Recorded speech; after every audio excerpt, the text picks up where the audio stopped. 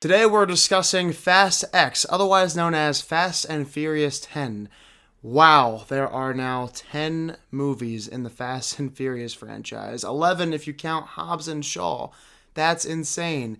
This is becoming its own version of the MCU, except you have fast cars and over-the-top explosions with lots of talk about family. 10 years after the events of Fast 5, son of deceased drug lord Hernan Reyes seeks revenge against Dom and his crew. I'm gonna keep this review nice and simple. Everything I said in my F9 review 2 years ago is exactly the same stuff I'm going to say in my review for Fast X.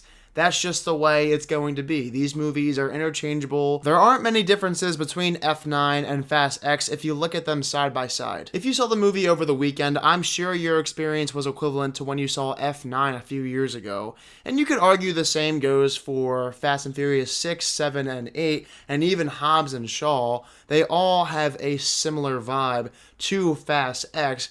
It just so happens that F9 and Fast X feel the most similar. Because for many people, and this includes critics, the Fast movies were considered good up to Hobbs and Shaw, but not a lot of people liked F9 or Fast X. But honestly, I think I like F9 a tad bit more than Fast X because I found it funnier, and the action sequences I think are superior over Fast X's action sequences.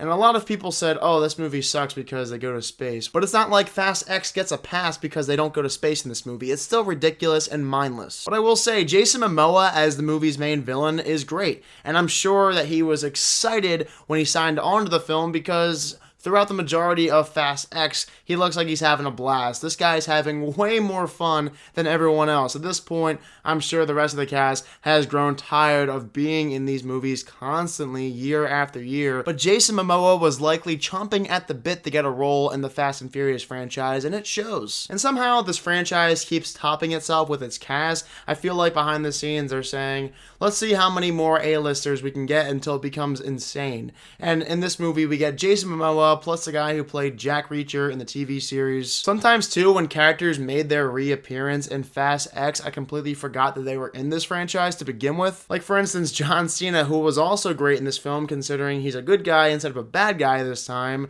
When he showed up on screen, I'm like, oh my god, I completely forgot this guy was in this movie. It just shows you how big this cast has gotten over the last 22 years. But sadly, with the amount of characters that are now part of the Fast and Furious franchise, a couple of fan favorite characters get sidelined. Of course, you have the duo of Ludacris and Tyrese Gibson doing their own thing together, but it doesn't feel like they're in the movie as much as they were in previous films. Like 70% of the movie is Vin Diesel, and then you have the other characters on their side quests, but it doesn't feel like the film really cares all that much about those characters anymore. It's clear that Vin Diesel's story is the main focus of this one. In summary, Fast X has more of the same: entertaining action, funny character interactions, mindless dialogue, over-the-top stunts, and questionable plot holes. The series is going down this implausible path that, at this point, seems like it's irredeemable. They're never going to have a quality movie like Fast 5, which in my opinion is the only great movie of the Fast and Furious franchise, because while that film embraced a chaotic concept, it also felt grounded, and was a highly satisfying heist movie with practical effects involved. F9 and Fast X, on the other hand, are like, nah, we don't need practical effects anymore, we're still making $1 billion per movie. Who needs them? They're not necessary. With all that being said, I am giving Fast X a 6 out of 10.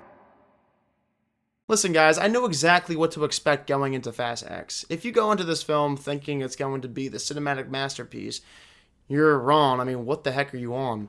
This is by no means a movie that was ever going to have a chance to be in the realm of a masterpiece. It's a Fast and Furious movie. But you know what? The ending in Fast X is different from the other Fast and Furious movies, which is good. And the end credits scene got me pumped up for future storytelling in this franchise, which I never thought was going to happen. After 10 movies, I didn't think there was a chance in heck that I would be excited for another Fast and Furious movie, but here we are. Alright, so for those of you who also saw Fast X over the weekend, what are your thoughts? Do you think it's the same exact movie as F9? Did you love it? Did you hate it? What are your thoughts? Let me know down below in the comment section. And of course, as always, if you are new to my channel, click that subscribe button and give this video a thumbs up if you enjoyed it. Thank you all so much for watching this video, and I hope you all have a fantastic day.